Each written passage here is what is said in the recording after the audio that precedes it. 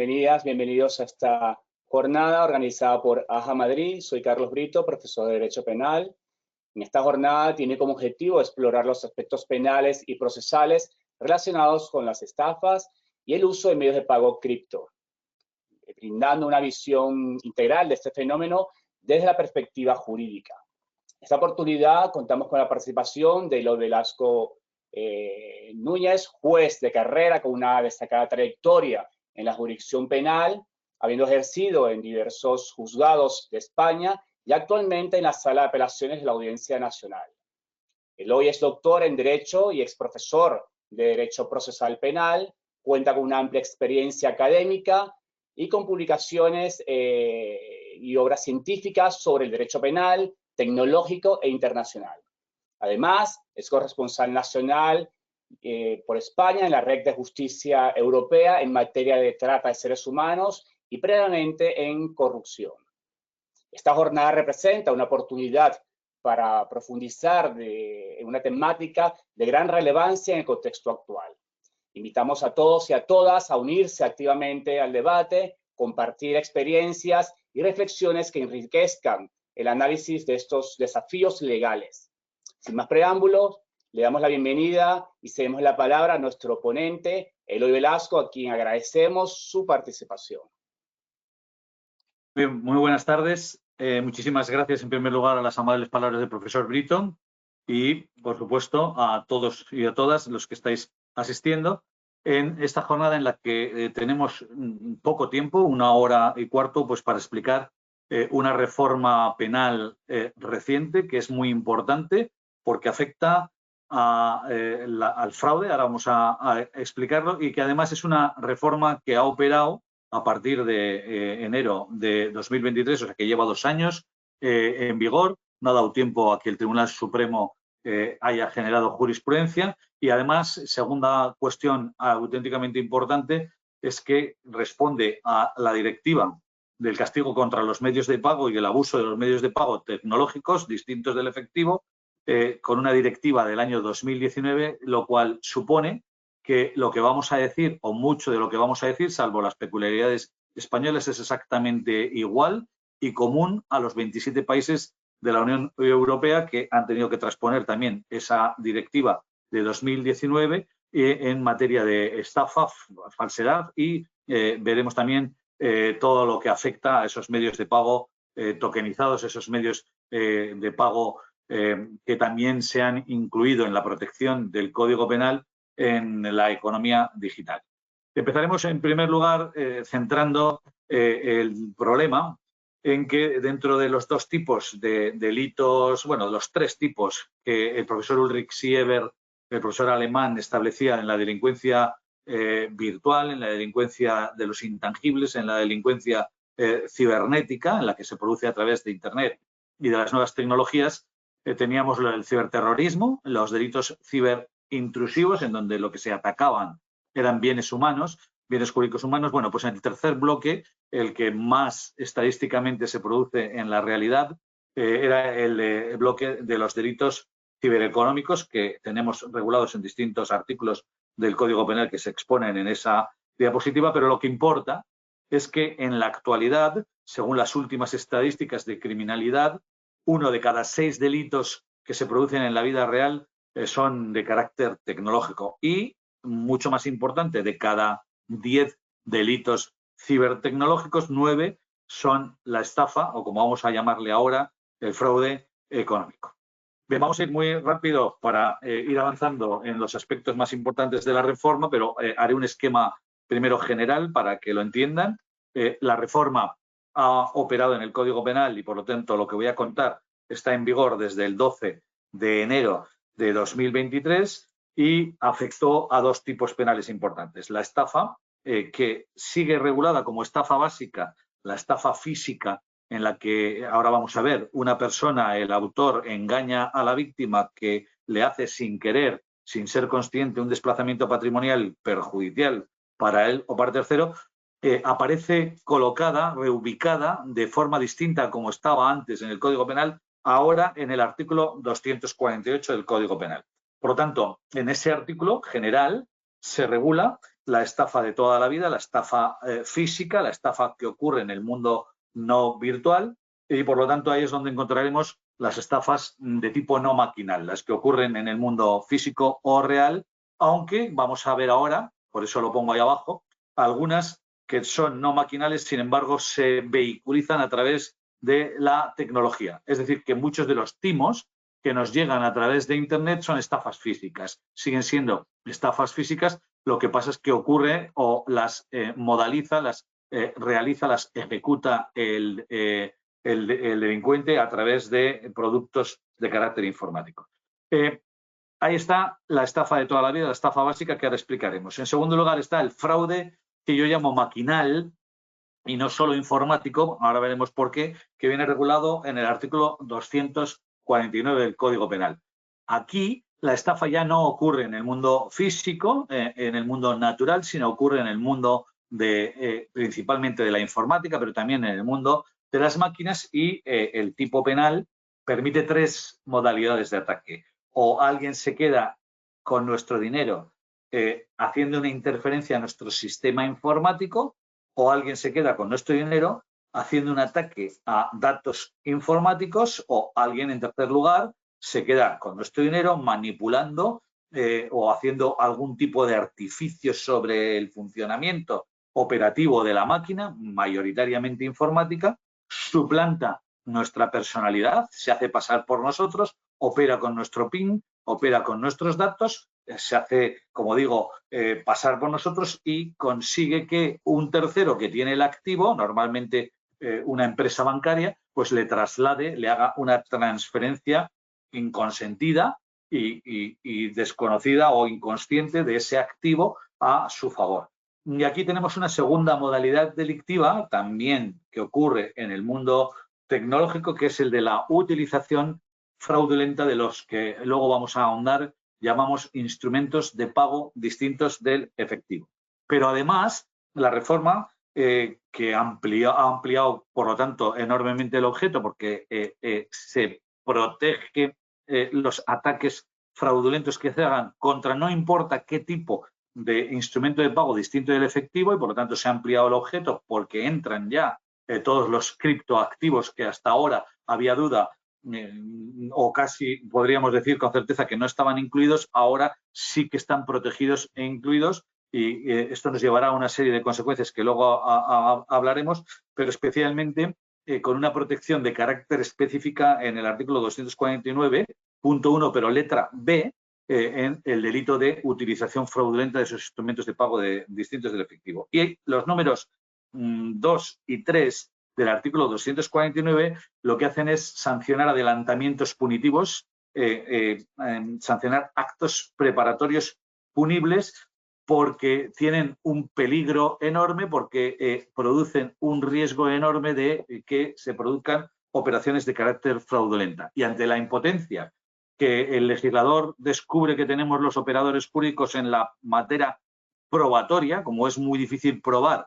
cuándo los van a usar, cuándo van a utilizar esas herramientas, cuándo van a utilizar esos datos que nos han robado con técnicas ING, como el phishing, el farming, el vishing y otras de las que hablaremos después, lo que hace el legislador, y esto a veces para los abogados es muy difícil de entender porque no funciona como funciona la teoría general del derecho penal, es sancionar auténticos actos preparatorios, es decir, tentativas, con la misma pena que si se hubiera realizado el propio fraude, pero porque lo quiere el legislador y no porque no lo sean. De manera que el legislador dice, ante el riesgo de que de la tenencia de determinados bienes o de determinadas herramientas que sirven para defraudar vaya a ser porque has defraudado o porque las vas a usar y vas a defraudar, que ya, sin más, por el mero hecho de tenerlos, por el mero hecho de que se te vincule con su utilización o con su posesión, sencillamente se te sanciona con la misma sanción que si ya hubieras cometido, es decir, consumado la defraudación. En el tema de la estafa, también afecta la reforma del Código Penal, también operativa la reforma desde el 12 de enero de 2023, por lo tanto llevamos 2 años en que no hay jurisprudencia, pero que han variado. Lo que se reforma es el delito de falsedad de instrumentos de pago distintos del efectivo del artículo 399 bis del Código Penal, ampliando enormemente el objeto de los instrumentos falsificables protegidos, porque recoge también los instrumentos que sirven, la falsificación de los instrumentos de pago que no eran estrictamente bancarios, que no eran estrictamente tarjetas de crédito y débito, que eran los únicos que estaban antes protegidos en el Código Penal por el artículo 399 bis. En concreto, el artículo 399 ter nuevo del Código Penal establece un concepto de instrumento de pago distinto del efectivo. Ahí se define qué son estos instrumentos y cuáles son estos instrumentos de pago distintos del efectivo. Y luego tenemos también otro adelantamiento punitivo, otro tipo penal de sospecha en el artículo 400 del Código Penal, en que, como digo, y exactamente con el mismo esquema que para la estafa, se castiga como si se hubiera consumado el hecho de que la policía, de que el fiscal pueda llegarle a probar al juez que el investigado pues tiene o comercializa datos o herramientas que sirven para falsificar instrumentos de pago distintos del efectivo. Y el objeto se amplía enormemente porque los instrumentos de pago distintos del efectivo ahora ya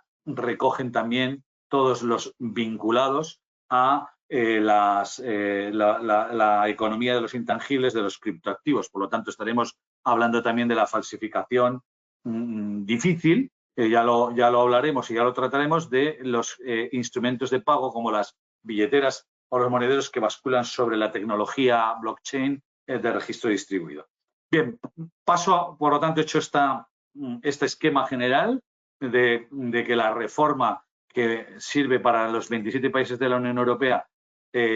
afecta a la estafa, al fraude y afecta también a la falsedad, y ahora explicamos un poco rápidamente todas las modalidades y todos los cambios que ha habido, ¿no? En primer lugar, quédense con la palabra fraude. Hasta ahora la estafa parecía la modalidad en la que uno se quedaba con dinero de los demás mediante el engaño, y era la modalidad estadísticamente que más ocurre, y sin embargo la Unión Europea genera un concepto mucho más amplio, que como género absorbe la modalidad de la propia estafa. Fraude, que es el género, significa dos cosas. Significa cualquier actuación ilícita, deshonesta o clandestina, contraria al actuar debido, por lo tanto una actuación ilegal, que en segundo lugar busque obtener un lucro o un provecho de carácter económico o bien generar un perjuicio en la propia víctima. La estafa, por lo tanto,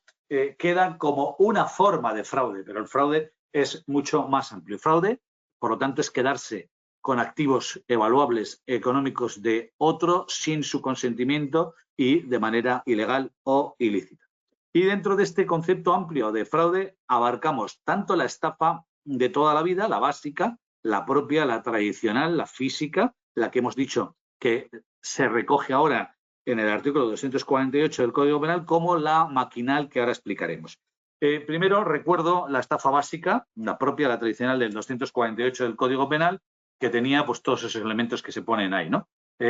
Consiste el delito en que el autor, con ánimo de lucro, porque es un delito patrimonial, un delito que ataca el patrimonio y es un delito de carácter económico, engaña a su víctima con un engaño que lo tiene que tener ya diseñado, por lo tanto tiene que ser para que estemos en penal y no en un incumplimiento civil. Tiene que ser un engaño pergeñado, precedente o concurrente o instantáneo, pero nunca un engaño sobrevenido o posterior, porque entonces ahí sí que estaríamos en civil ante un incumplimiento contractual, que tiene que ser un engaño suficiente para generarle a la víctima un error que le induzca a realizar un acto de disposición patrimonial en su contra o en perjuicio de un tercero, propio o ajeno. Es decir, un engaño que puede ser o al titular del dinero o al tenedor del dinero de un tercero, que puede ser el propio banco. Por lo tanto, si en el mundo físico alguien utiliza ese engaño bastante, ese engaño precedente, con intención de producirle un error a su víctima, de manera que la víctima, sin querer, inconscientemente, le transfiere, le dispone una cantidad, un activo económico, un patrimonio en favor de esa persona que le está engañando, se produce esta estafa que antes se producía en el mundo físico, cuando hablábamos pues eso de la estafa, el timo del nazareno, el timo de la estampita, etcétera, etcétera, y toda la cantidad enormemente de timos. Aquí la jurisprudencia generó, cuando se hablaba de la entidad del engaño, el concepto de autoprotección. Como decía el Tribunal Supremo, no vale cualquier engañito, tiene que ser un engaño que tenga entidad, un engaño bastante, dice el Código Penal. También surge la obligación por parte de la víctima de autoprotegerse, de no ponerse en peligro, de no ser una persona crédula, de creerse cualquier cosa que aparentemente sea un engaño y, por lo tanto, en aquellos casos, muy pocos, muy excepcionales, en los que el que había realizado el reclamo, el timo, era tan evidente que cualquier ciudadano de cultura media podía detectarlo, se aplicaba la doctrina de la falta de autoprotección y no se condenaba. Y, por lo tanto, la característica, una de las dos características fundamentales que vamos a ver que distinguen a esta estafa física que se produce en el mundo natural respecto de la estafa maquinal es que aquí la víctima es el que realmente realiza ese traslado del activo, ese traslado del dinero hacia su autor, porque movido por el engaño y producto del error es inconsciente, no es consciente de que está siendo engañado, porque si lo supiera no desplazaría el dinero, no se perjudicaría a sí mismo o a terceros. Bien, como pongo ahí, también en rojo, algunas de las estafas que hoy por hoy se realizan a través de medios tecnológicos no son estafas maquinales, sino son estafas no maquinales que se van a tener que sancionar por el artículo 248. Esto es importante por el principio acusatorio, que cada vez se está desarrollando con mayor exigencia por parte de los tribunales, de manera que si un fiscal pide por un 248 y en realidad es un 249, pues se podría alegar al tribunal una vulneración del principio acusatorio o una indefensión, porque si uno lleva preparada la defensa de su cliente para defenderle de los elementos del artículo 248 y de repente el tribunal, sin encomendarse a Dios ni al diablo y sin que nadie se lo pida, le condena por el 249, pues se pueden producir esas vulneraciones de derechos fundamentales que a veces afectantes al principio acusatorio y al principio de contradicción y defensa, pues se pueden alegar por parte de la defensa. Por eso digo que, y las voy a explicar muy rápidas, pero muchas de los timos que actualmente nos ocurren a través de productos que vienen por Internet, desde páginas web o de productos comerciales que se comercializan en el mercado digital, aunque vengan por Internet y a través de una máquina, no dejan de ser estafas físicas en sí mismas porque concurren los elementos que acabamos de decir del artículo 248 y especialmente vemos que no hay actuaciones sobre una máquina, que eso es lo que las distinguiría, sino actuaciones sobre una persona física que está al otro lado de la máquina y que es engañada y que es la que hace esa disposición económica en contra de sus propios intereses. Son todos esos timos de ingeniería social. La ingeniería social ya sabéis que es la manipulación psicológica mediante reclamos para que la víctima comparta datos, para que la víctima descargue software malicioso, para que la víctima visite una web infectada y allí deje toda la información que el delincuente necesita para luego hacerle otro tipo de ataques. Y por lo tanto hay una actuación física particular de la propia víctima y la sigue residenciando en el tipo penal del artículo 248 del Código Penal. ¿Cuáles son estas estafas, digamos, clásicas que, sin embargo, se realizan a través de máquinas, pero que no son estafas maquinales? Pues las estafas normalmente de inversión, estafas trading, en las que tenemos a una persona que se publicita en Internet con su cartera de inversión, muchas veces ayuda incluso de un personaje famosillo que le hace también promoción de la supuesta inversión, consigue que la gente invierta en su plataforma y cuando ya tiene a mucha gente engañada y a mucha gente que le ha hecho esas inversiones, pues coge todo el dinero y se va, desaparece, no vuelve a contestar a ninguna de las personas que le han dejado su propio dinero. Y como el esquema es más de engaño que de préstamo, no se produce una apropiación indebida, sino realmente yo creo que es más significativo a la fase del engaño, se produce un engaño que normalmente además sigue los esquemas de la estafa piramidal o la estafa tipo Ponzi, que consiste, como sabéis, en al principio te promete que va a ser muy rentable, mucho más rentable que en el banco, el dinero que te va a dar a cambio de que le dejes tu dinero para invertirlo, y efectivamente al principio, si te promete un 10 y los bancos dan un 3% y él dice que te va a dar un 10% si te lo dejas 2 meses y se lo dejas 2 meses y te da un 10%, va generando esa inicial confianza típica, por otra parte, en las estafas físicas del timo del nazareno, y cuando ya tú se lo cuentas a la novia, al amigo, al familiar, etcétera, etcétera, y todos van en tromba a ese presunto inversor a que también a ellos les des el 10%, recoge todo ese dinero que ahí llega en aluvión, desaparece y se va. Realmente, en muchos de estos casos podríamos ya entender por qué he dicho que el género se llama el fraude y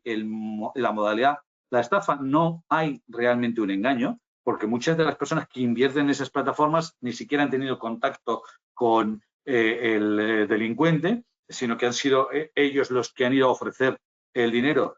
por lo que les ha contado el familiar, por lo que les ha contado el propio amigo, y entonces era difícil sancionar en puridad como estafa física, porque no había operado la figura del propio engaño, ¿no? Para combatir este tipo de estafas de inversión, así como también las estafas en las inversiones ICO, en las de Initial Coin Offering, las ofertas de la gestación de las criptomonedas, ya sabéis que ha entrado en vigor un reglamento también muy importante en este campo del que hablaremos, que se llama Reglamento MiCA, el de mercado en criptoactivos, que regula los trabajos que generan los creadores de criptomonedas, pero también los servidores y prestadores de servicios. Y en ese reglamento se establecen una serie de cautelas que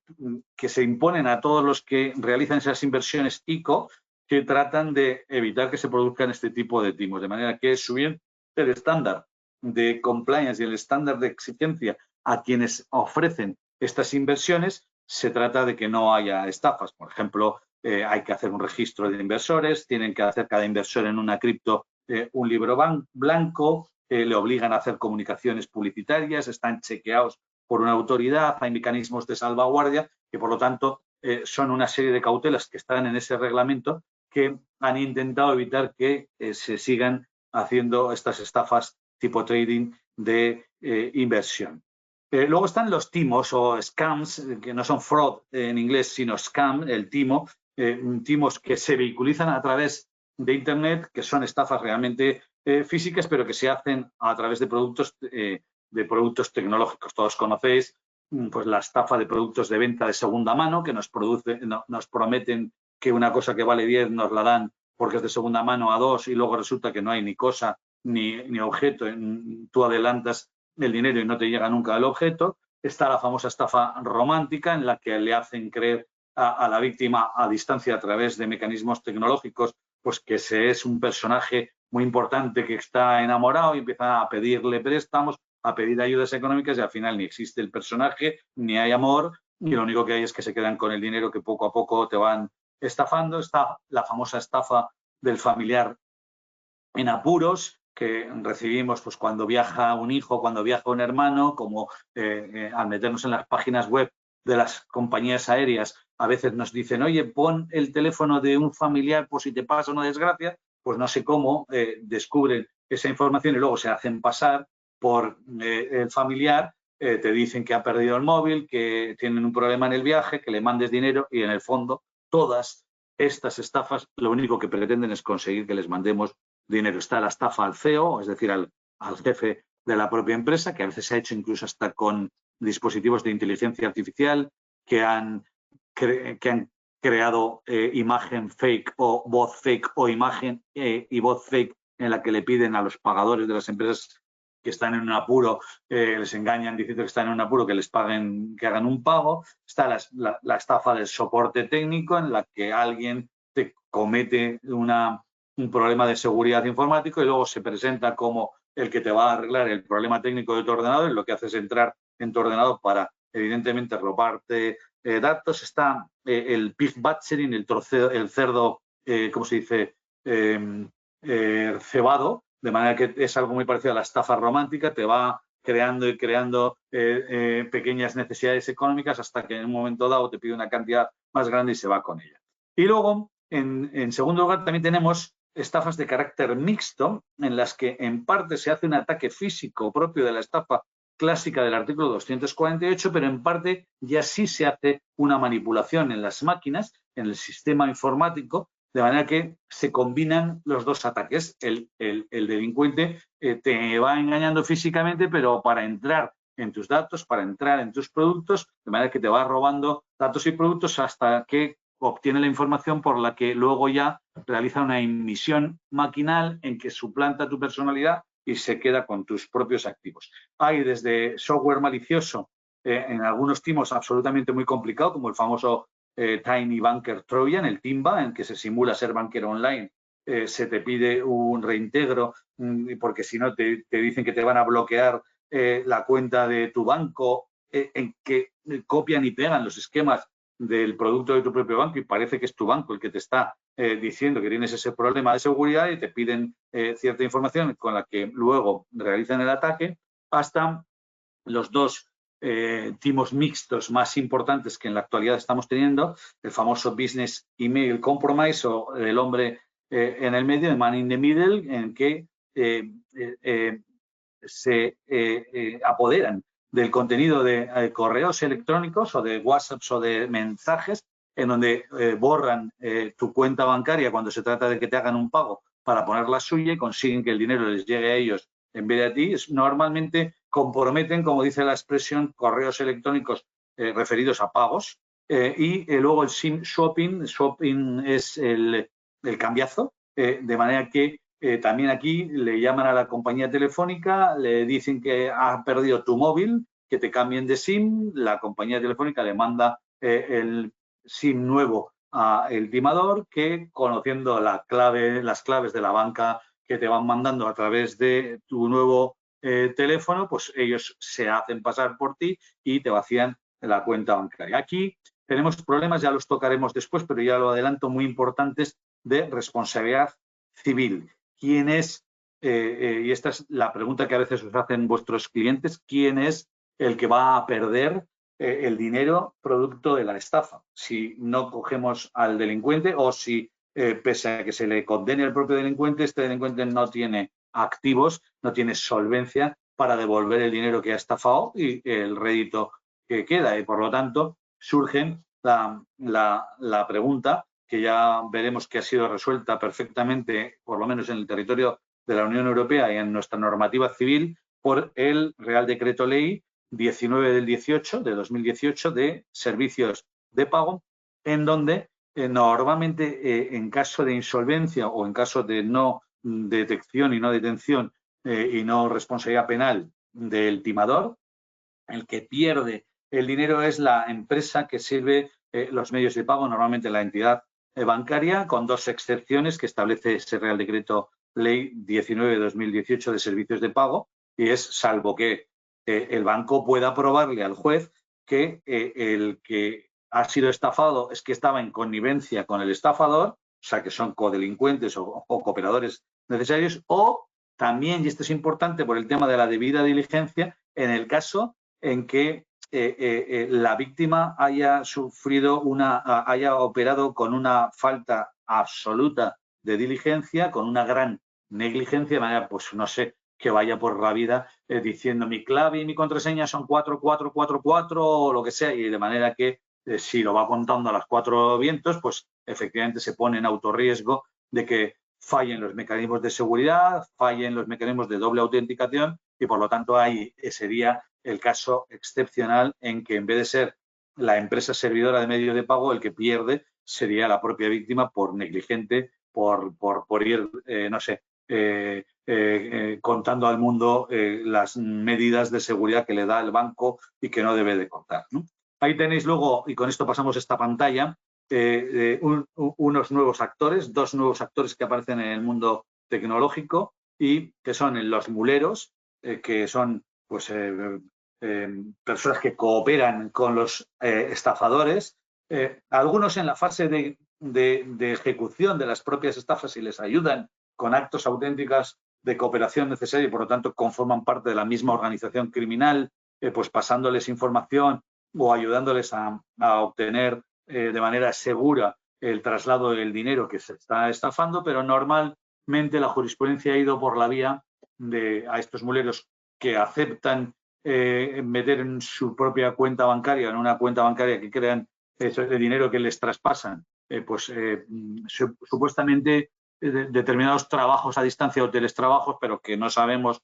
quiénes son, ni comprobamos quiénes son, y que si lo comprobáramos, pues sabremos que son todas estas tramas de crimen organizado que se dedican al fraude de carácter internacional, que te ofrecen a través de Internet un presunto trabajo que consiste en recibir esas transferencias y quedarte un porcentaje del dinero, es decir, en lo que también la jurisprudencia ha considerado en bastantes más ocasiones como un delito de blanqueo imprudente de capitales, porque si se hubiera tenido la supuesta diligencia normal de prevención de blanqueo de capitales, nos habríamos dado cuenta de dos cosas. La primera, de quién es el que nos está contratando y no lo sabemos, por lo tanto no es realmente un teletrabajo ni un trabajo a distancia, sino una manera de ayudar al delincuente a blanquear el producto de sus estafas. Y en segundo lugar, porque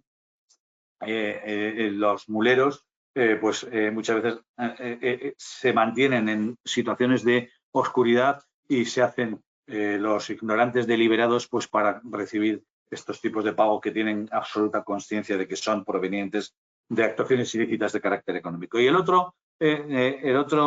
actor, ya lo hemos hablado, son las plataformas tecnológicas y las entidades servidoras de medios de pago, porque como sabemos, nosotros no tenemos nuestros, salvo en el caso de los monederos particulares que van por redes blockchain, no usamos dispositivos de pago y de transferencia económica propios, sino que nos los comercializan estas plataformas, que pueden ser tecnológicas o que pueden ser incluso específicamente plataformas servidoras de medio de pago, y por lo tanto no voy a entrar en ello, pero esto es un tema muy bonito a desarrollar. Vienen reguladas por otra normativa común a los 27 países de la Unión Europea, que es el Reglamento de Servicios Digitales, pero esto sí que es importante para los abogados, en cuyos artículos, creo que son el 9 y el 10, se regulan la llamada orden de actuación y la llamada orden de petición de información, de manera que cuando estamos investigando estos fraudes, muchas veces podemos dirigirnos al juez para que redacte una orden de actuación, para que la plataforma tecnológica bloquee el timo, para que bloquee el producto tecnológico que se está utilizando para timar, o le podemos pedir, en segundo lugar, también al juez, en conformidad al artículo 10, creo que es, del Reglamento de Servicios Digitales, una orden de petición de información, de manera que, para una vez bloqueada la operación del timador, poder identificar y poder rastrear quién es la persona que nos ha hecho el timo, o incluso poderle embargar y adoptar medidas de carácter cautelar económico para ver si podemos retrotraer la operación delictiva, o incluso embargarle al delincuente para que se nos devuelva el importe del activo timado, pues se pueden utilizar la colaboración de estas plataformas tecnológicas, de estas entidades servidoras de medios de pago de carácter electrónico, para que nos ayuden a investigarles. Vamos, en segundo lugar, a la que hemos llamado estafa maquinal, ¿no? La estafa maquinal, ahí la llamo tecnológica, pero realmente es maquinal, que es una estafa de carácter impropio y que está ahora regulada en el artículo 249, y cuya característica, que la diferencia de la estafa física, es que esta sí que se produce siempre en una máquina y se produce al margen normalmente de la intervención de la víctima. La víctima es que ni se entera. El timador, el delincuente, el hacker tecnológico entra en tu sistema informático, manipula tu sistema informático y se lleva el activo, o entra en el sistema informático, varía datos, pone los suyos y se lleva el propio activo. De manera que 4 ideas importantes de esta estafa, que se produce ya toda ella en el mundo virtual y que está regulada en un artículo distinto, que es el artículo 249. La primera,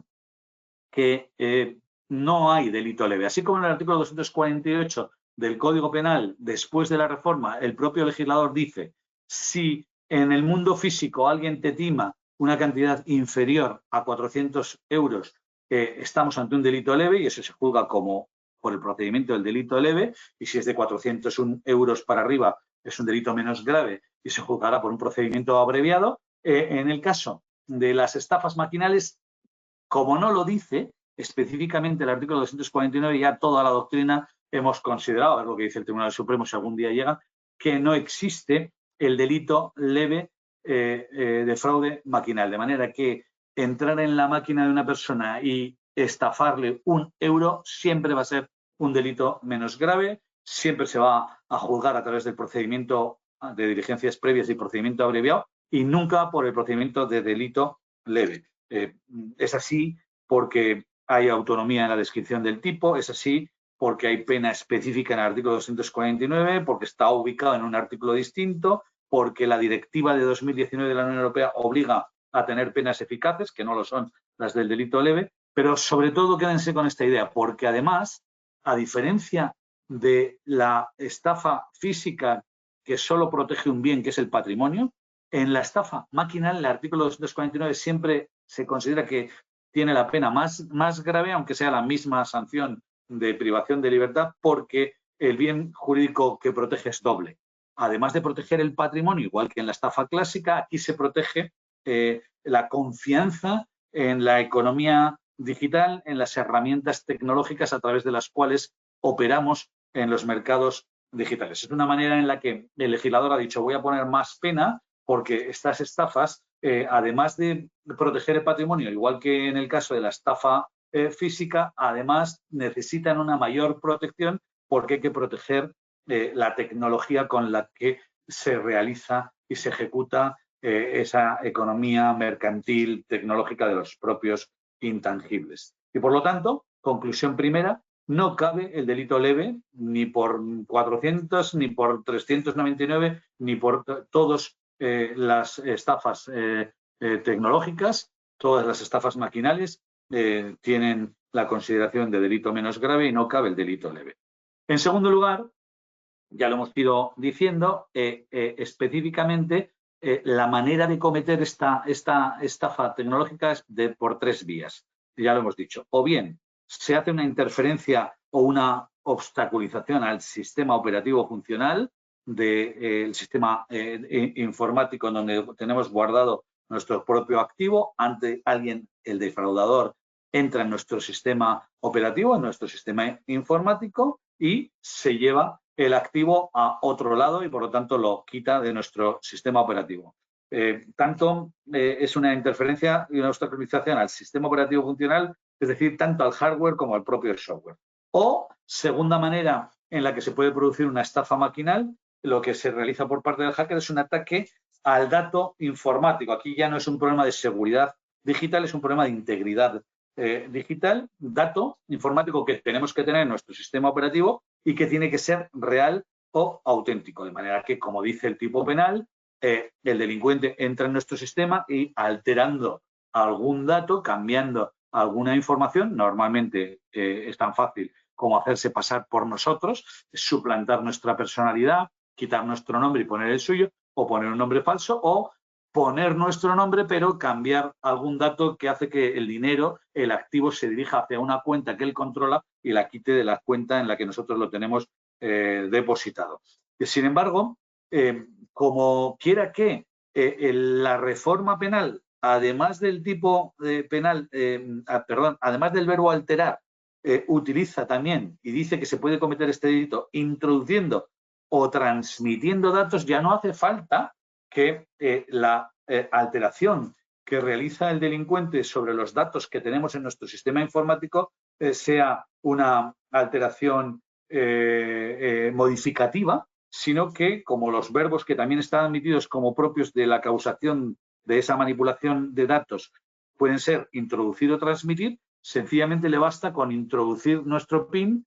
con introducir nuestra contraseña, con introducir o transmitir nuestros propios datos, que a veces los ha robado por otras técnicas, phishing, farming, phishing, etcétera, etcétera, en otras actuaciones, y al final y definitivamente suplantándonos, haciéndose pasar por nosotros en la economía digital, cuando se compra a través de Internet y de las nuevas tecnologías, cuando se paga a través de Internet y de las nuevas tecnologías, se hace pasar por nosotros con esa introducción, esa transmisión de datos, siempre que sean auténticos, y por lo tanto consigue el desplazamiento patrimonial o, como muy bien dice el Código Penal, mejor que desplazamiento, la transferencia patrimonial inconsentida de la víctima, que es que no se da ni cuenta, porque como se hace pasar por nosotros, manipula, opera en nuestro sistema informático cambiando datos y al final el activo le llega a él y nos lo quita de nuestros activos. Y hay una cláusula de cierre, una tercera modalidad de ataque que también es fraude maquinal del artículo 249, que es la que ya había antes de la reforma, que es o bien el hacker hace una manipulación informática o un artificio semejante a través de la cual consigue una transferencia patrimonial inconsentida. Bien, esto se mantuvo en la reforma para que no se hicieran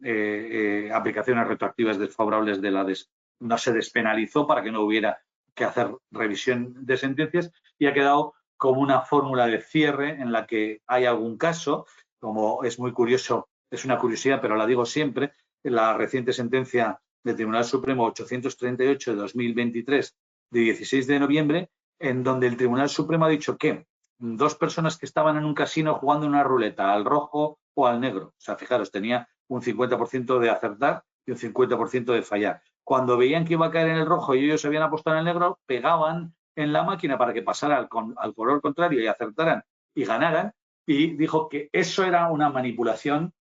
no informática, sino mecánica, pero semejante a la manipulación informática, que supone que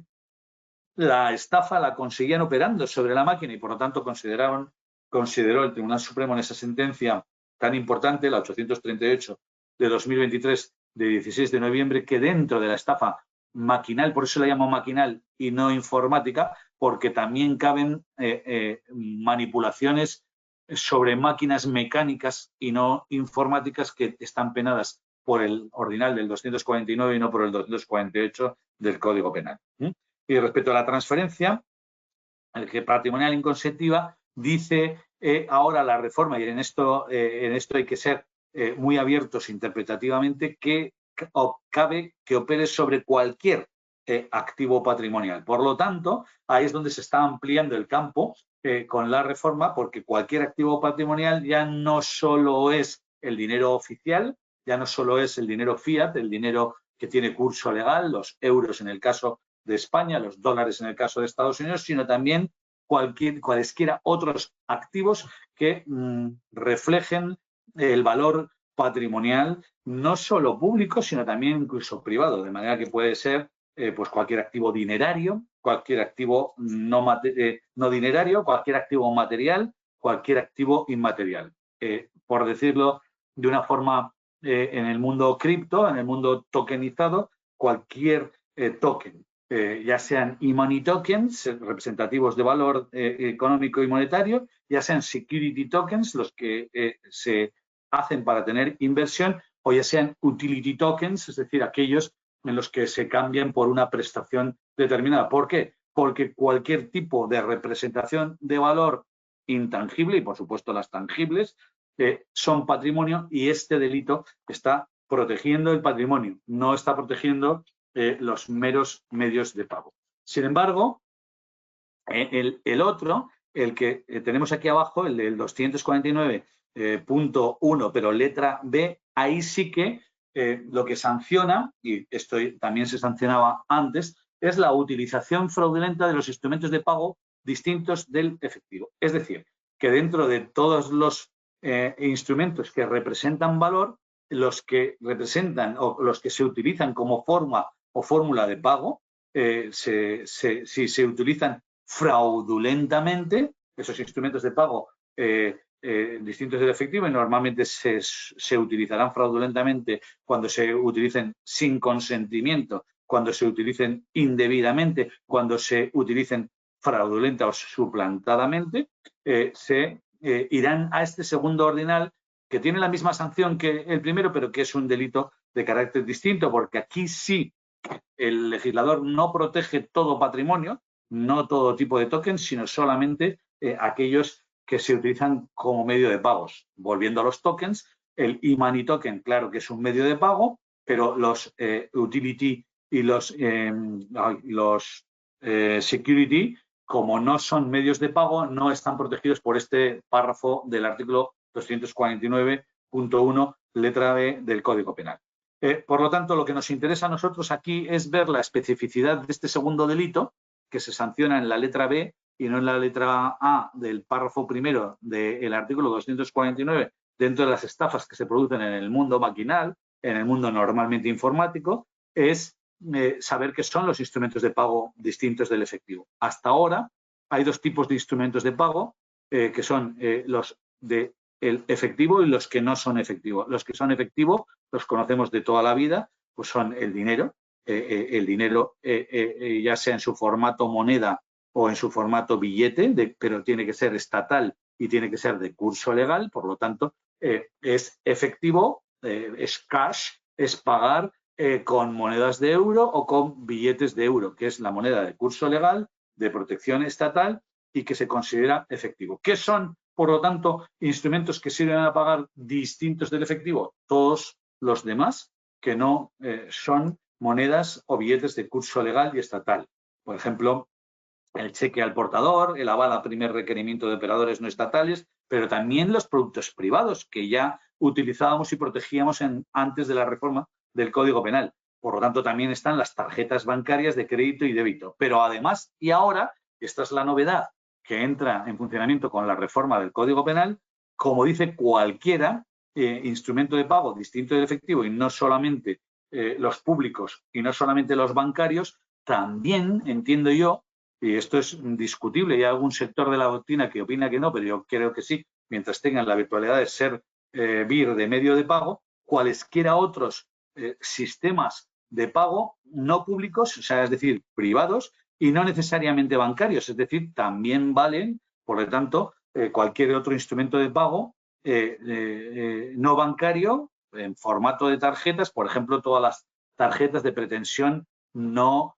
universal. Para mí, por ejemplo, las tarjetas de puntos del Corte Inglés, la tarjeta de puntos de las gasolineras, de las entidades petroleras, de ciertas entidades particulares, aunque no sean instrumentos de pago de pretensión universal ni bancarios, como son instrumentos de pago distintos del efectivo, ahora sí que si alguien te los defrauda, están protegidos por este tipo penal. También, por supuesto, en tercer lugar, además del efectivo, perdón, de las tarjetas bancarias y de las no bancarias, los monederos virtuales, es decir, los wallets, es decir, los que basculan sobre esa tecnología de registro distribuido en las redes blockchain, de no importa qué tipo de criptoactivo, no importa qué tipo de criptomonedas, siempre que sean medios de pago, es decir, siempre que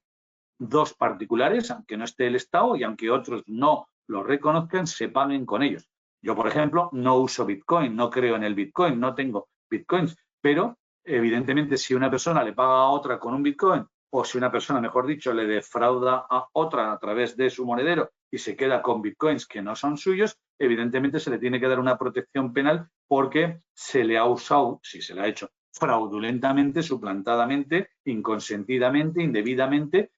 una defraudación de un activo particular que está protegido penalmente, ¿no? Y por lo tanto, como decimos, se amplía el objeto de protección después de la reforma a medios de pago no solo materiales, por ejemplo, las letras, los cheques, las libretas, las fichas de casino, los vales de punto, sino también a los inmateriales que están basados en registros electrónicos y digitales, por ejemplo, las tarjetas, los wallets, los billeteros, el Bizum, los pagos online. Y no solo esto, sino que esta es la parte más importante del artículo 249.1b, también sus datos, siempre que sean datos que forman parte de los instrumentos de pago distintos del efectivo. Y por lo tanto, solo los datos monetarios, los datos que sirven para hacer pagos y no los tokens ni de seguridad ni los tokens de utilidad, sino solo los e-money, los que sirven para hacer pagos, aunque sí que caben no solo los estatales, no solo los bancarios dentro del mundo privado, sino también los de las criptomonedas de carácter privado. Tener en cuenta que la última vez que me metí en Internet creo que había más de 12.000 distintos tipos diferentes de criptomonedas. Pues todos ellos, cuando sean utilizados como medios de pago, si se utilizan fraudulentamente por el estafador, tienen protección penal en este artículo 249.1, letra B. Bien, me voy a saltar lo del carding y lo del skimming y toda esta serie de sistemas de obtención para pasar a explicar que además, en tercer lugar, o sea, además del artículo 248, vuelvo a repasar la estafa física, la de toda la vida, la de la natural, la básica. El 249, que ya tiene dos tipos de fraudadores, no solamente la estafa maquinal con ataques al sistema, al dato o manipulaciones o artificios semejantes, sino también las actuaciones fraudulentas contra los medios de pago. Y en tercer lugar, que esto ya estaba, pero ahora se ha ampliado enormemente en los párrafos 2 y 3 del artículo 249, hemos dicho, el legislador introduce tres tipos penales, que son auténticos actos preparatorios punibles vinculados a el mundo de la defraudación y especialmente al mundo de la defraudación tecnológica. Son auténticos adelantamientos punitivos porque, como digo, aunque parezcan tentativas, aunque parezcan actos meramente preparatorios, el propio legislador los castiga con la misma pena que si hubieran estado consumados en la sospecha de que si no los has utilizado, los ibas a utilizar. Y por lo tanto es un delito,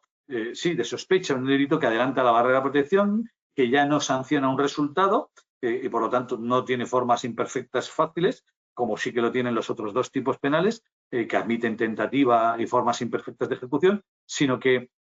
lo que castigan es el riesgo. ¿Qué hace usted, señor, teniendo datos bancarios de la cuenta de otra persona sin su permiso y sin su conocimiento? ¿Qué hace usted buscando que la gente pinche o que se descargue o que baje un programa que no tiene más finalidad que obtener datos para luego hacer la suplantación de la persona a la que usted le ha robado los datos y defraudarla, es decir, apoderarse de sus propios activos? Bien,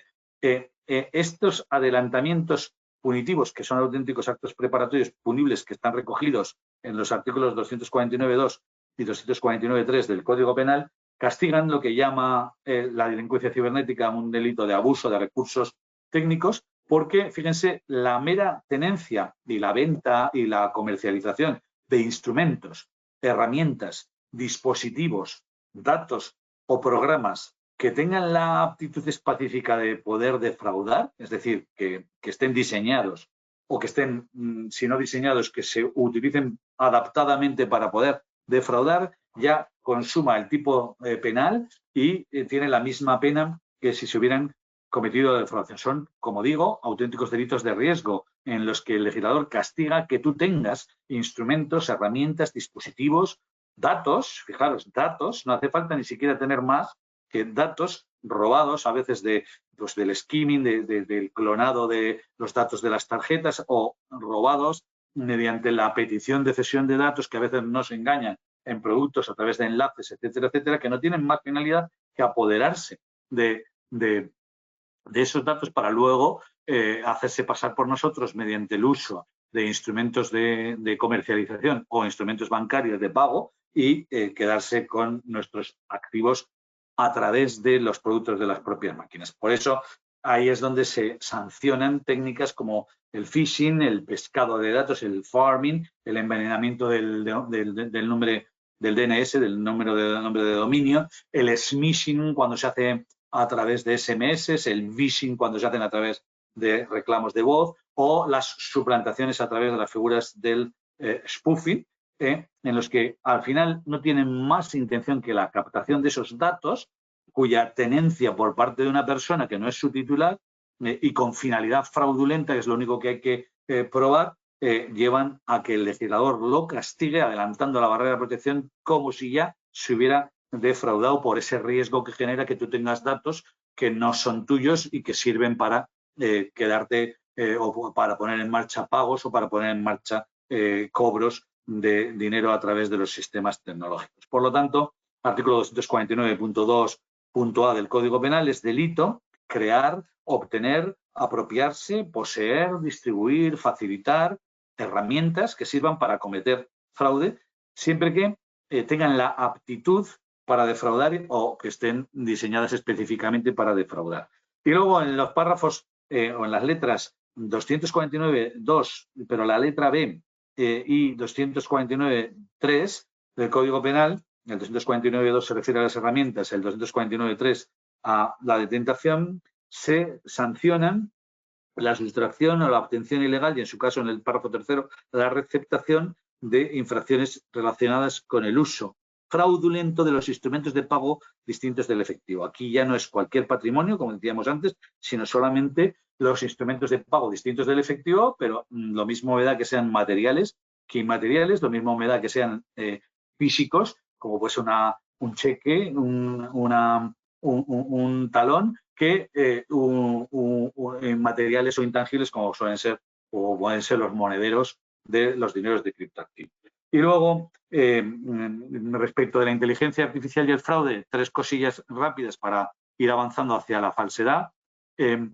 Hay, como hemos explicado antes, en el timo del CEO, por ejemplo, auténticas defraudaciones que se están realizando mediante la utilización de artificios de inteligencia artificial, pues clonando o usando la voz auténtica de una persona conocida, de la víctima, o su imagen, o incluso la voz y la propia imagen, suplantando con dispositivos de inteligencia artificial la personalidad de un tercero para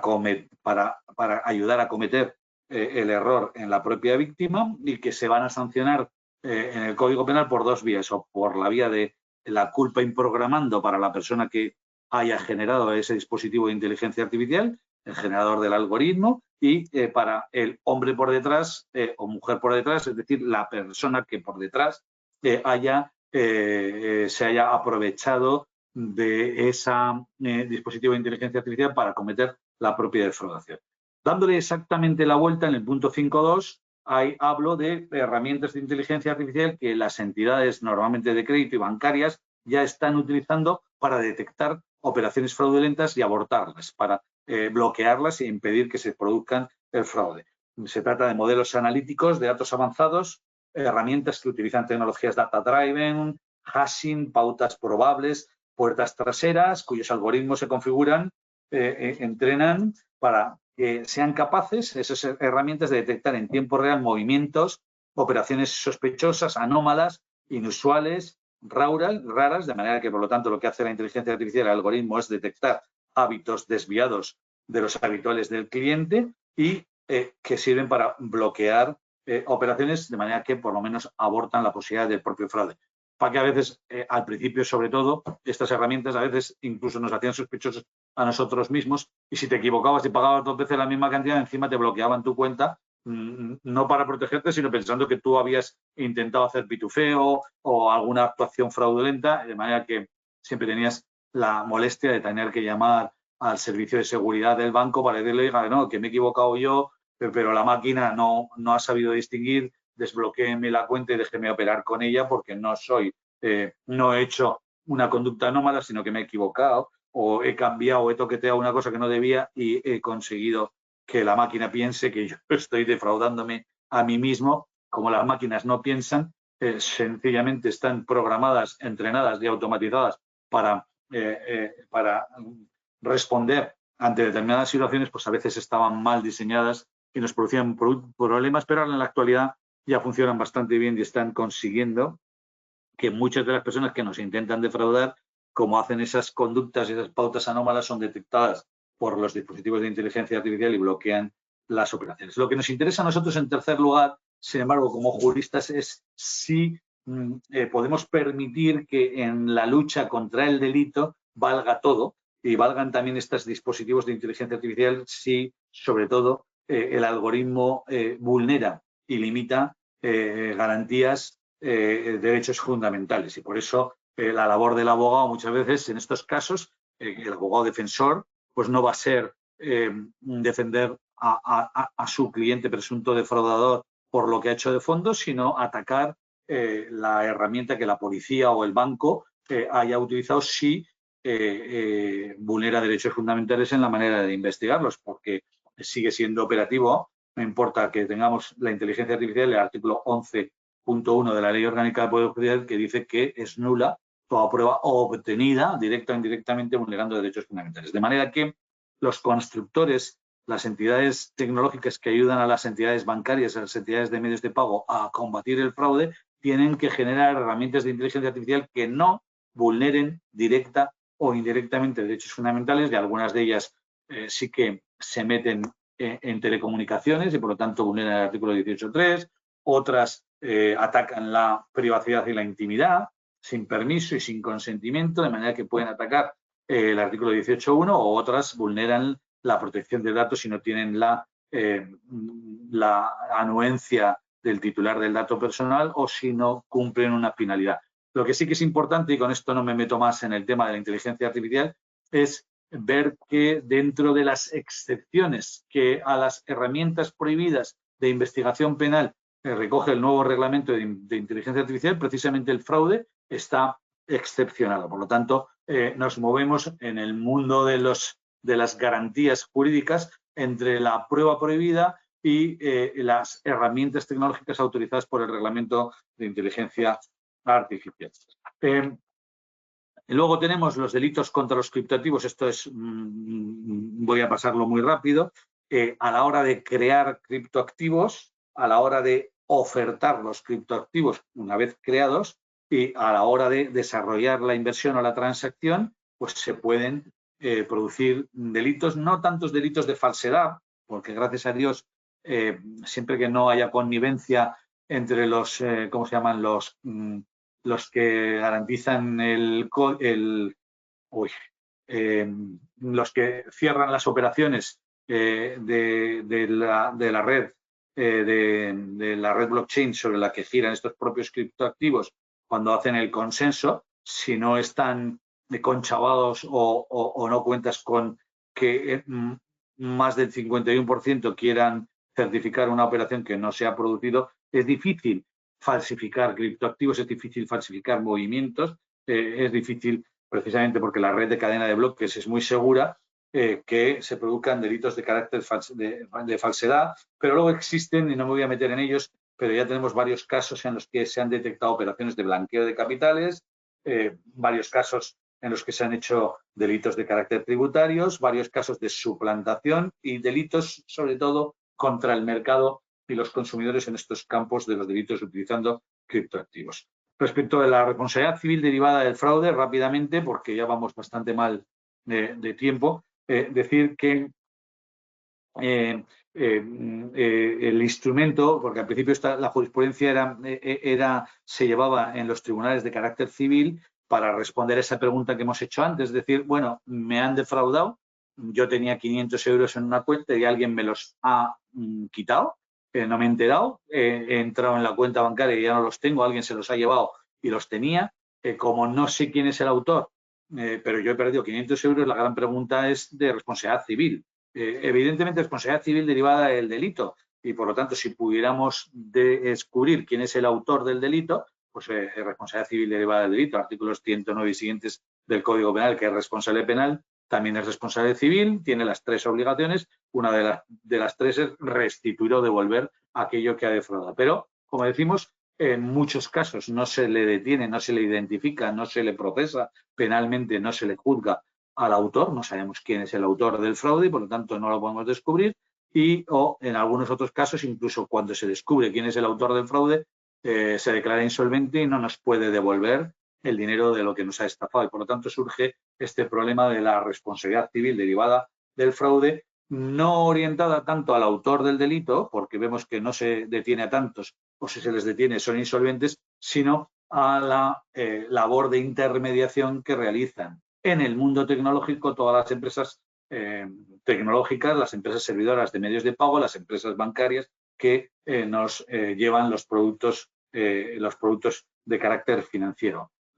Esos 500 euros que me ha estafado un hacker que no me he enterado manipulando y entrando en mi cuenta bancaria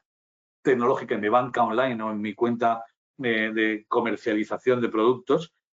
los pierdo yo, los pierde el banco, los pierde la entidad tecnológica y ahí es donde decíamos ya se reguló a través del Real Decreto Ley 19 de 2018, principalmente los artículos, los más importantes, si alguien tiene prisa, son los artículos 41 a 46, en donde se establece, por resumirlo muy rápidamente, que el que pierde el dinero en estos casos es la entidad tecnológica de servicio de medios de pago, salvo que, en dos casos, salvo que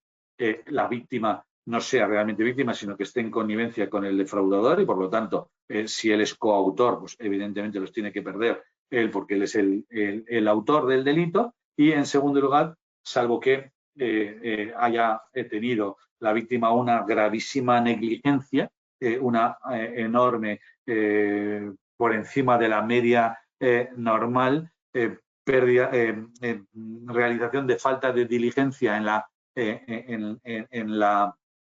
custodia de las claves o de los dos factores de autenticación que muchas de estas entidades de medios de pago le dan al cliente para que opere seguramente a través de los productos informáticos de compraventa o de pago. Y en esos casos, claro, si tú has sido negligente y vas gritándole a todo el que quiera oír tu clave y tu contraseña y las vas dando con mucha alegría y sin ningún tipo de diligencia, pues entonces en esos casos ha habido algún tribunal de carácter civil que le ha hecho perder a esa víctima negligente el importe del producto de su fraude. Pero normalmente hay ya bastante jurisprudencia de 2023, 2024 en que se aplica este Real Decreto Ley 19 de 2018 que hace perder esa cantidad económica a las entidades de medios de pago, las entidades servidores de medios de pago. Vamos al delito de falsificación de medios de pago diferentes del efectivo, que es el otro delito que se ha reformado como consecuencia de la introducción en nuestro Código Penal de esta directiva de 2019, que, como digo, es igual también para todos los 27 países de la Unión Europea. ¿Y en qué se ha reformado y cómo se ha operado esta reforma del Código Penal del artículo 399 bis? Pues en que antes era falsificación de tarjetas de crédito y débito, que es un medio de pago distinto del efectivo, y ahora se ha quitado la expresión tarjetas de crédito y débito, tarjetas bancarias, tarjetas de carácter privado, no público, no estatal, pero solamente referidas a esos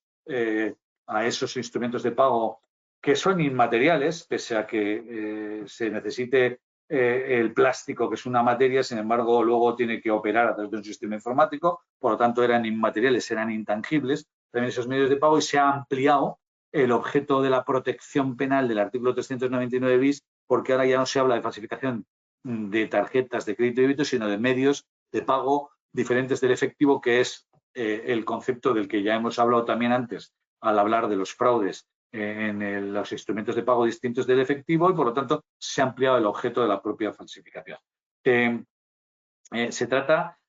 eso sí, solamente de dar protección frente a la falsificación, es decir, frente a la elaboración mendaz de un instrumento tangible o intangible que se parezca al real, pero que opera sobre datos irreales. Esta es la primera y la más importante de las diferencias con respecto de las estafas. En las estafas, el delincuente actúa sobre datos de verdad, sobre datos reales, sobre mi identidad, por eso los tiene que robar con el phishing, con el farming, con el vishing, etcétera, etcétera, mientras que en la falsificación se los inventa, los crea, utiliza, modula, crea, falsifica, elabora, a veces de forma tangible sobre instrumentos materiales, a veces de forma intangible sobre instrumentos de carácter informático, datos que no son verídicos, pero que lo aparentan, de manera que sirven para engañar a quien tenga que hacer frente a la economía digital, las empresas que venden a través de Internet, los bancos que pagan o las empresas que sirven para hacer pagos a través de Internet, y siempre que se trate de instrumentos de pago diferentes del efectivo que son falsificados, ya sean tangibles o intangibles, y por lo tanto se abre la nueva reforma del Código Penal a los medios de pago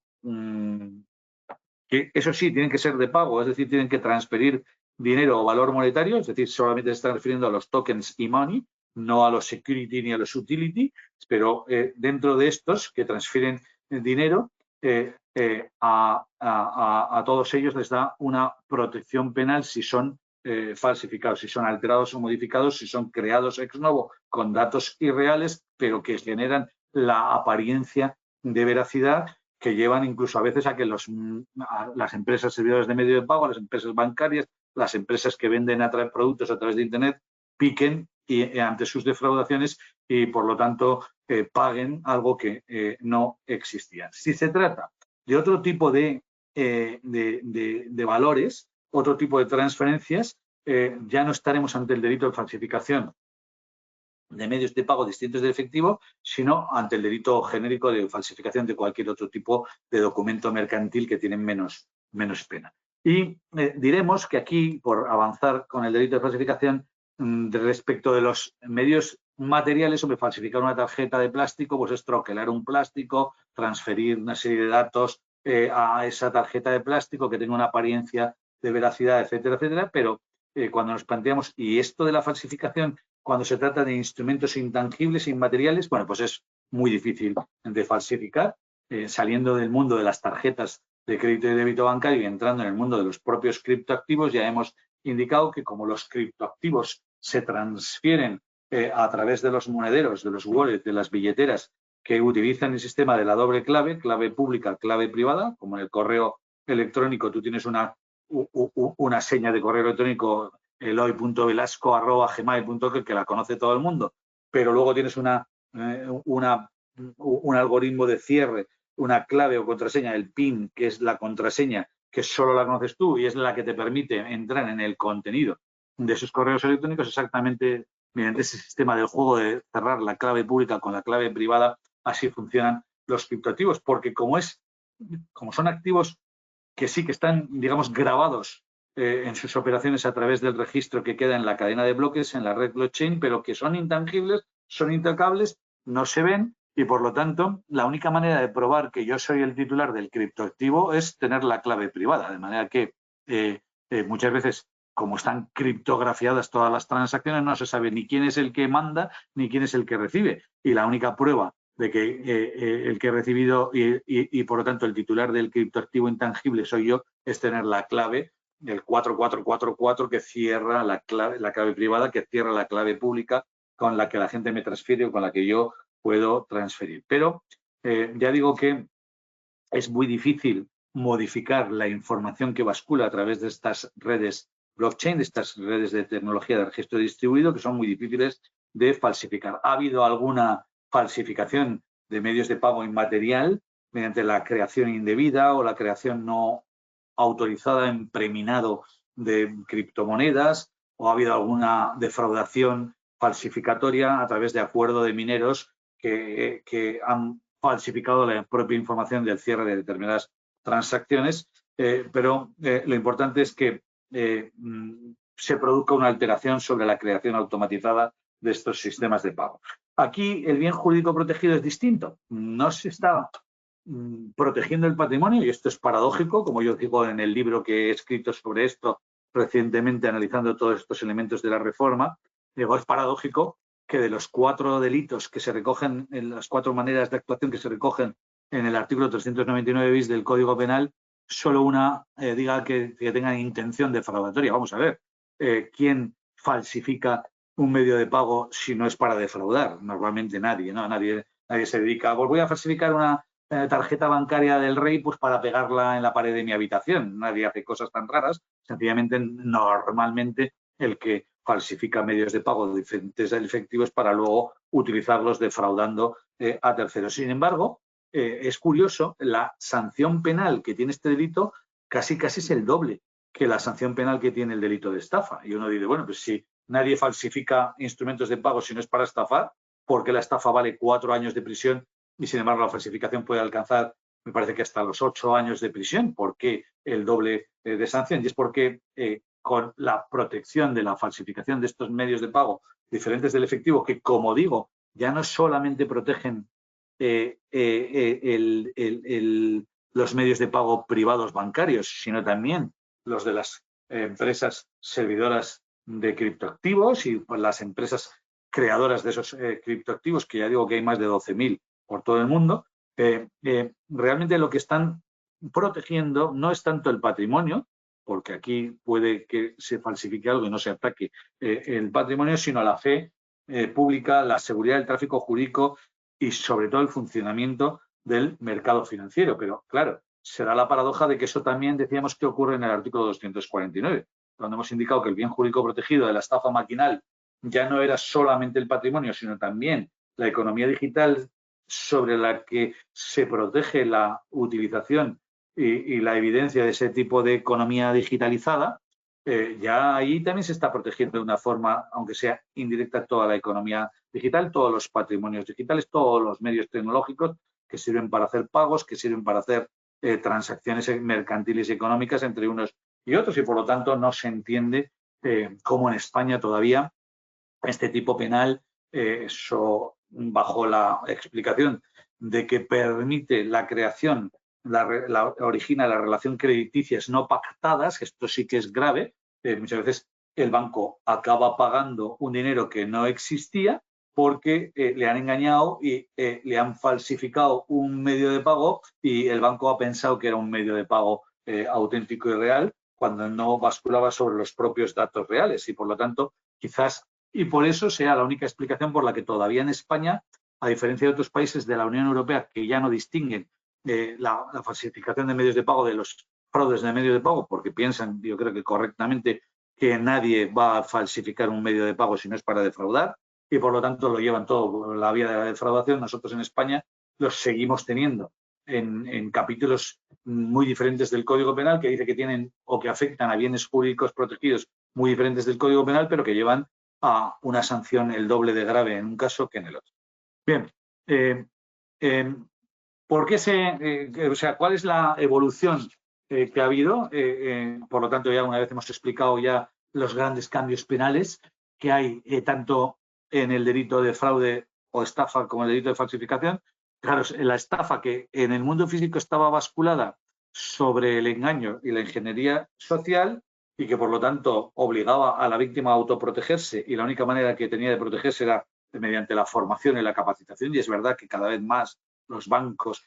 las redes nos van explicando cómo nos timan para que nos autoprotejamos y por lo tanto la capacitación, el estudio de las formas de timos nos están evitando que caigamos en ellos. Luego la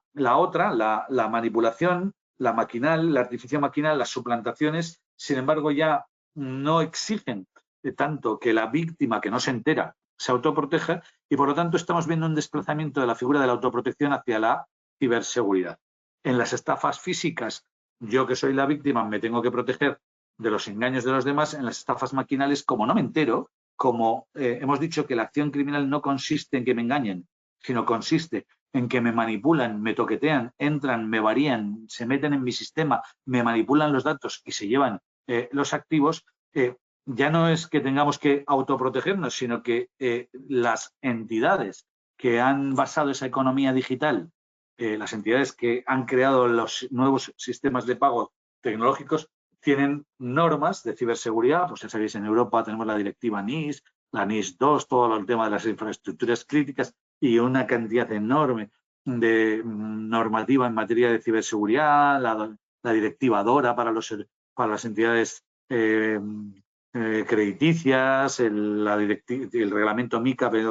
para las entidades servidoras de criptoactivos y por lo tanto ya no es tanto la víctima la que se tiene que autoproteger cuanto que la víctima tiene que exigirle a la tecnológica que le da la asistencia tecnológica para poder utilizar y moverse en el mercado digital y en el mercado de los medios de pago, la que tiene que aplicar medidas de ciberseguridad, pues los factores de doble autenticación, los cortafuegos, las claves, etcétera, etcétera, y por lo tanto eso solo se hace ya no tanto dándonos formación cuanto que ellos apliquen contramedidas tecnológicas que van hechas por diseño. Y muy rápidamente en estos 4 minutos que voy a usar para evitar,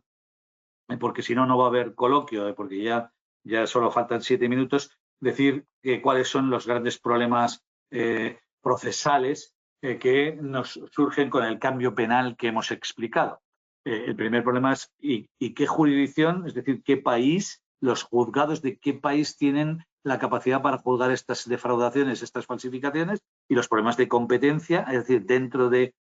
un determinado país, por ejemplo España, cuál de los cientos de miles de órganos judiciales es el que en concreto va a llevar la investigación y por lo tanto luego después el enjuiciamiento y el fallo y la apelación y tal de todas las demás fases del delito que se está investigando. Y al principio los tribunales decían, bueno, pues va a ser competente el juzgado donde se ha producido el daño, el desplazamiento patrimonial, pero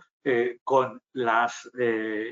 aplicación de los delitos de carácter tecnológico admitieron, en segundo lugar, la llamada teoría de la ubicuidad, que permite que sea competente para enjuiciarlo no solo el del lugar del ataque, sino también el del lugar de donde se ha producido el daño y el lugar donde se ha desarrollado el propio delito. Es decir, cualquier ubicación es competente para perseguir estos delitos que se producen a través de Internet y de las nuevas tecnologías. Y esta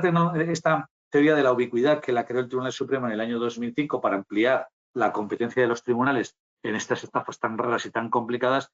últimamente, en los años 23, 24, se ha corregido hacia la famosa teoría de la efectividad y en la Unión Europea la teoría del mosaico, en función de la cual el más competente para enjuiciar este tipo de estafas, de defraudaciones, es el del domicilio del lugar donde esté el presunto autor. ¿Por qué? Porque al hacerle el registro de su domicilio y ocuparle los dispositivos tecnológicos es donde va a aparecer la mayor parte de la prueba de los fraudes que desde ese lugar físico, geográfico, que a veces necesitamos para determinar la competencia de los juzgados y los tribunales, se puedan llegar a probar todos los delitos que se hayan producido fuera del partido judicial donde está su casa.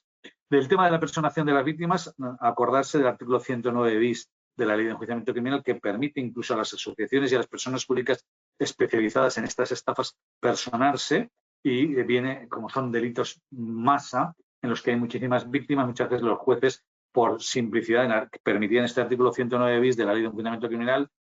exigimos que todas las víctimas, que pueden llegar a ser miles, se litiguen bajo una representación única, para que el juez no se vuelva loco con tantas representaciones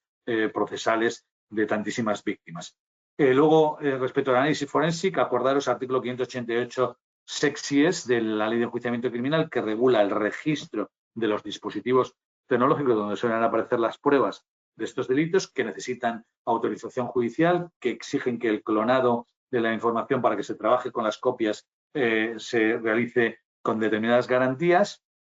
que también regula el llamado registro ampliado urgente en el párrafo C, e incluso el artículo 588 septies, que regula el registro remoto de estos dispositivos tecnológicos. Respecto de cómo se incautan y cómo se embargan las criptomonedas y las herramientas tecnológicas que sirven para defraudar, acordaros que hay billeteras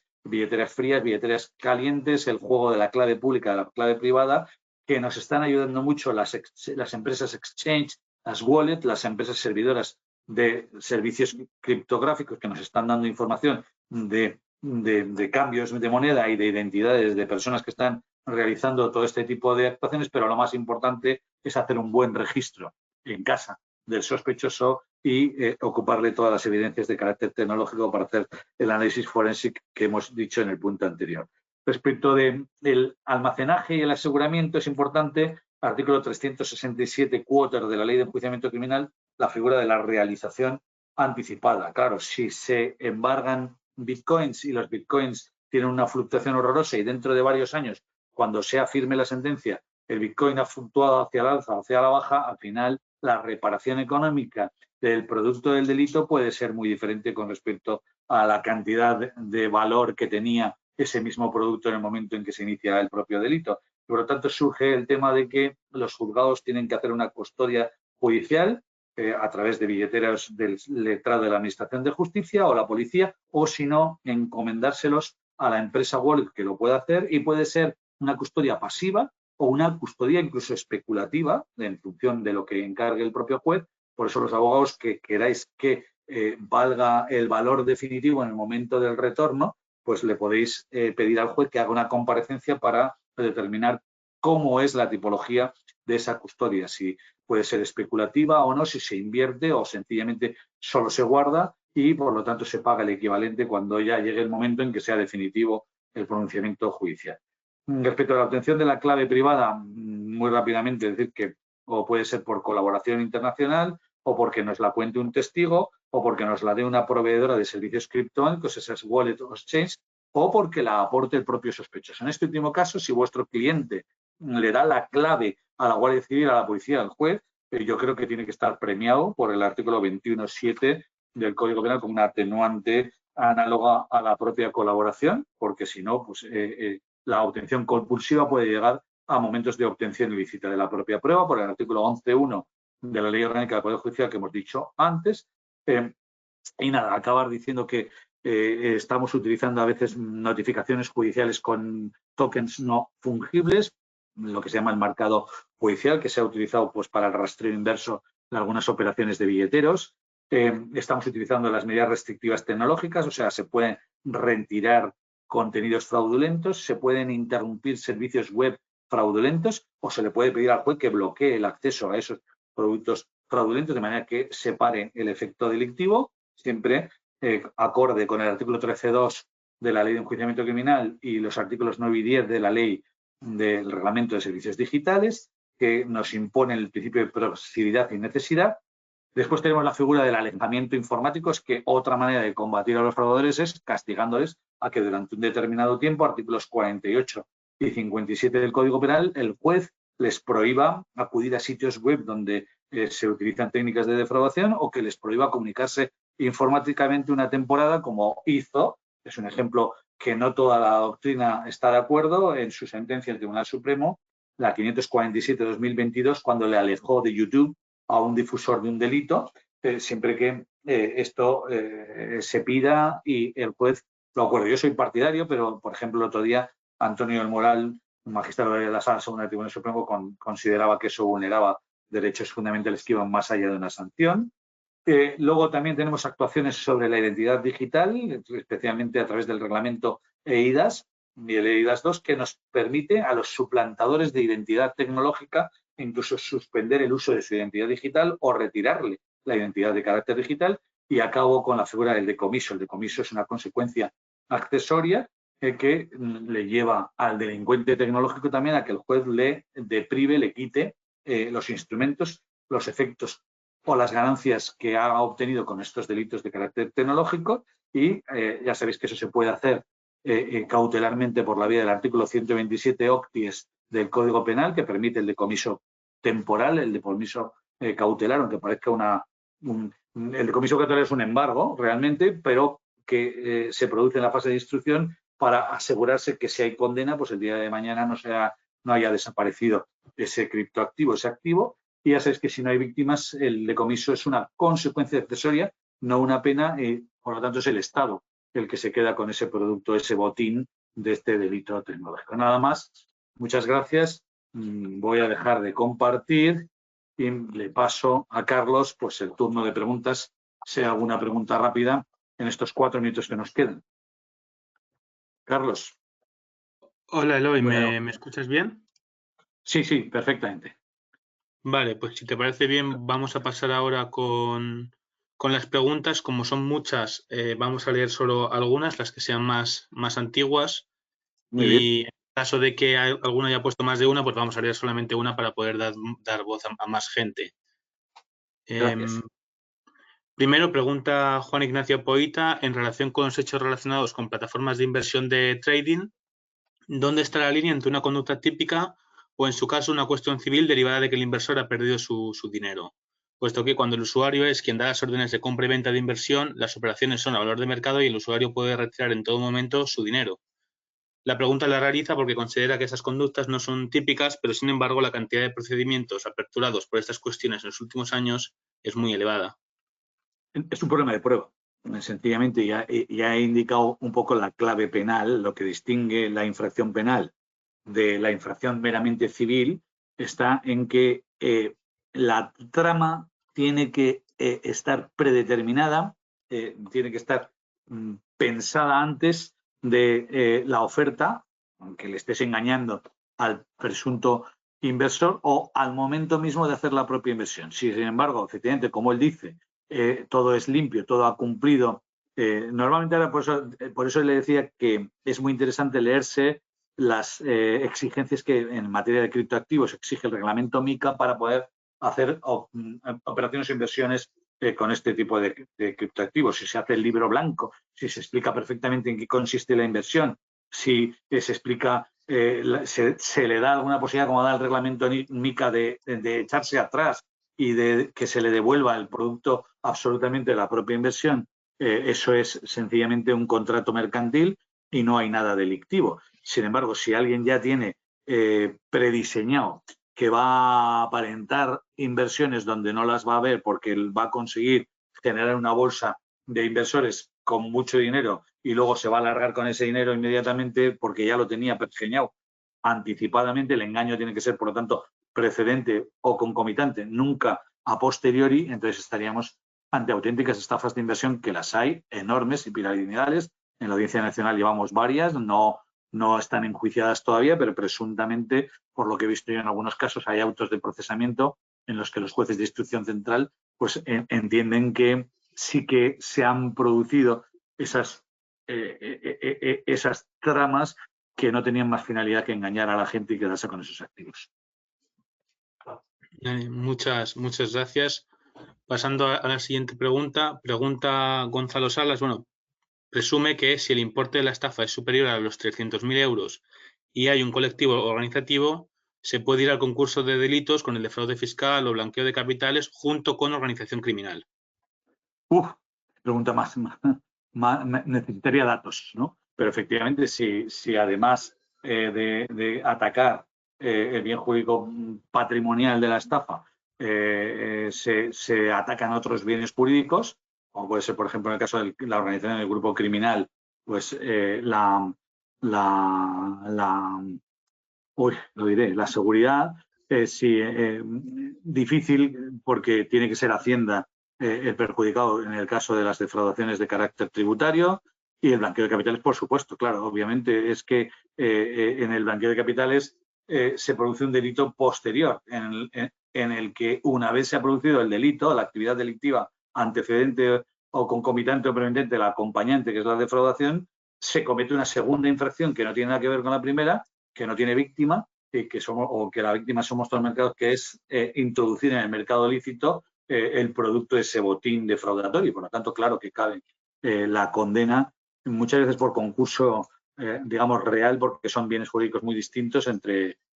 otros delitos de carácter económico y el delito de defraudación. Sí, es muy complicado el capítulo de los concursos de delitos. Yo lo trato en el libro que he escrito ahora recientemente sobre fraude digital, y es muy complicado, muy complejo, y hay una circular muy importante, me parece que era la 2 de 2023 de la Fiscalía, que se preocupa mucho de analizar estos concursos delictivos y concursos de honor, muy complejos, sí. Vale, muchas gracias, Eloy. Pasando a la siguiente pregunta, bueno, José Manuel de la Peña ha dejado varias, voy a leer una. La segunda habla que debido al uso general de autocustodia y exchange extra Unión Europea por la delincuencia, SMICA o legislaciones vinculadas eficaces, si hay alguna perspectiva de obligar legalmente a los servicios de autocustodia, como por ejemplo Ledger, a implantar un Know Your Client, un servicio de verificación del cliente. Y pregunta también,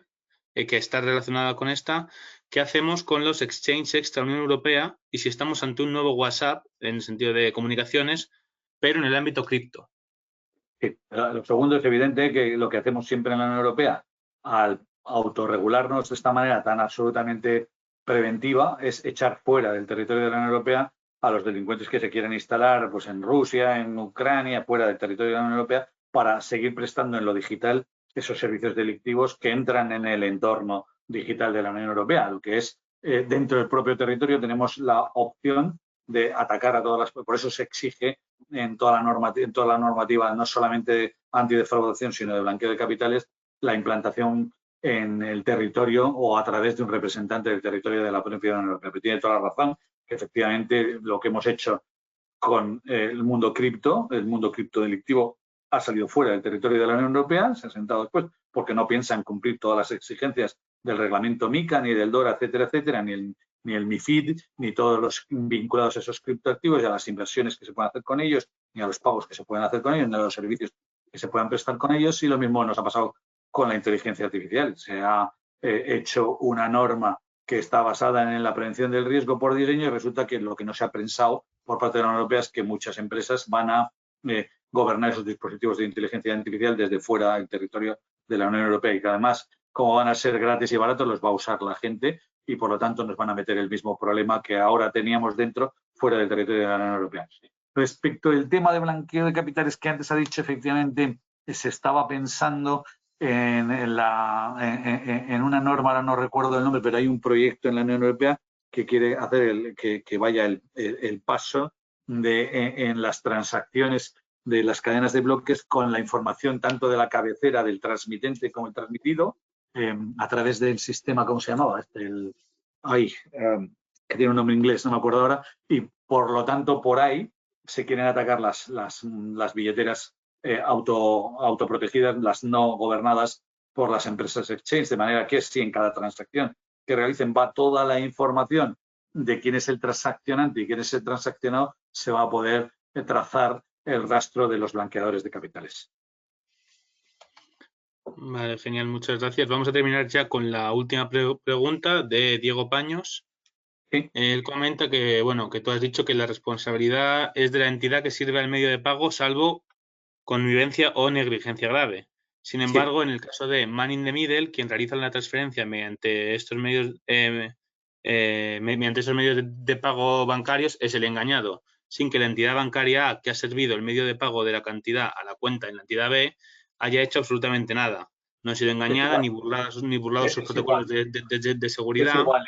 En el libro le exhibo como 10 o 12 sentencias de las últimas de jurisprudencia del año 2023 y 2024 de audiencias provinciales, en donde exactamente las audiencias provinciales consideran que es un problema de ciberseguridad y no es un problema de la persona suplantada, sino de la propia entidad bancaria que no ha sido capaz de detectar la intrusión de ese hombre que se ha metido en medio de la transacción y, por lo tanto, como no ha sido capaz de detectarlo, entiende que no es justo que pague el titular en vez de el que le gestionó el propio pago. Dice, bueno, si a ti te han suplantado la información que tenías en un correo y ahora ha llegado una cuenta bancaria distinta para realizar el pago de la que normalmente utilizabas, tu banco tenías, tu entidad servidora de medios de pago, tenías que haberte apercibido del cambio suplantatorio y, por lo tanto, si hubieras puesto mecanismos de ciberseguridad, lo hubieras detectado.